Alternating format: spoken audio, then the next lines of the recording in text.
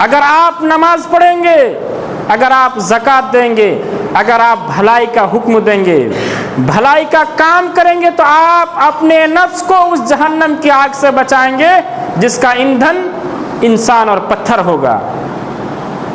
इंसान और पत्थर होगा, उस जहन्नम की आग को भड़काया जाएगा। आज हम चिराग जो मिट्टी तेल से जलाते हैं, उसकी आग को 1 मिनट के लिए, क्या 1 सेकंड के लिए, 2 सेकंड के लिए हम अपनी उंगली को उसमें रख नहीं सकते हैं। उस जहन्नम की आग कैसे बर्दाश्त करेंगे? जहन्नम की आग कैसे बर्दाश्त करेंगे? जिस जहन्नम की आग को इंसान डाल डाल के सुलगाया जाएगा, भड़काया जाएगा।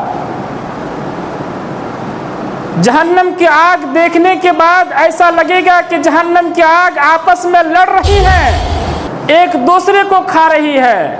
इतनी